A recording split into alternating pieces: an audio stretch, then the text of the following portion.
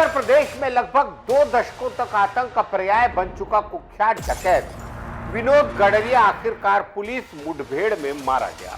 Noida STF की इस कार्रवाई ने एक लंबे समय से फरार चल रहे अपराधी की कहानी को खत्म कर दिया, लेकिन उसकी ये कहानी एक घरेलू विवाद से शुरू हुई थी जिसने उसे खतरनाक अपराधी बना दिया।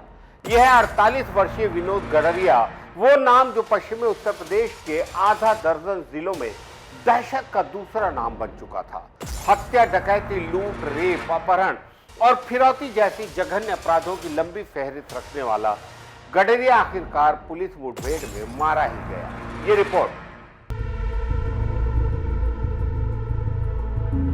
उत्तर प्रदेश में लगभग 2 दशकों तक आतंक का पर्याय बन चुका कुख्यात डकैत विनोद गडरिया आखिरकार पुलिस मुठभेड़ में मारा गया है।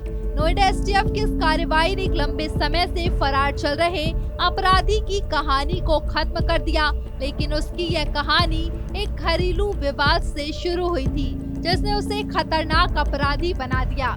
यह है 48 वर्षीय विनोद गडरिया, वो नाम जो पश्चिमी उत्तर प्रदेश के आधा दर्जन जिलों में दहशत का दूसरा नाम बन चुका था। हत्या, डकैती, लूट, रेप, अपहरण और फिरौती जैसे जघन्य अपराधों की लंबी फहरिस्त रखने वाला गडरिया आखिरकार पुलिस मुठभेड़ में मारा गया। मामला बुलंदशहर के थाना जहांगीरबाद कोतवाली क्षेत्र का है, जहां नोएडा एसटीएफ भ्रमण पर थी। तभी खबर मिली कि विनोद गडरिया अपने साथियों के साथ किसी बड़ी डकैती की योजना बनाकर इलाके में पहुंचा है। जानकारी पुख्ता होने के बाद एसटीएफ ने इलाके की घेराबंदी की। खुद को घिरता देख गडरिया ने पुलिस पर 1 दर्जन से अधिक राउंड फायरिंग की।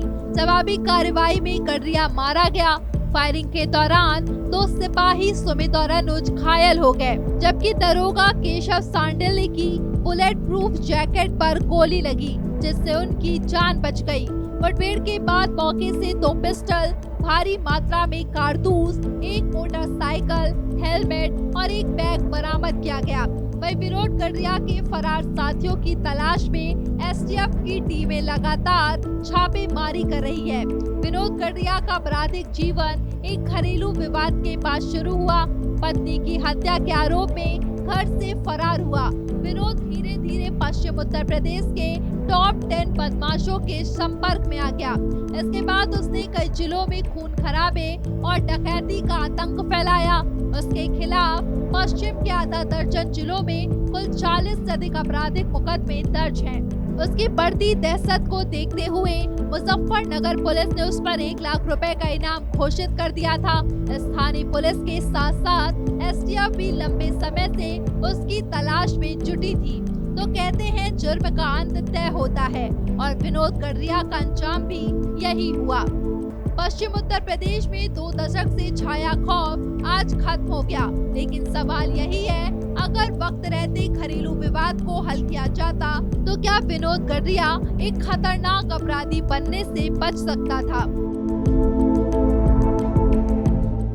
हम नियमित अंतराल पर आपको हमारा खास प्रोग्राम गुनाह की चीजें दिखाते हैं।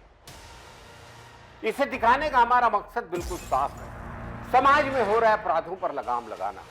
क्योंकि हम समझते हैं यदि कोई सतर्क रहे, चौकन्ना रहे, सावधानी बरते, अपने आसपास के सन्नाटे में जन्म ले रही साजिश को समझे, अंधेरे में सिमटी गुनाह की चीज को पहचाने, तो हर अपराध को होने से पहले शायद रोका जा सकता है।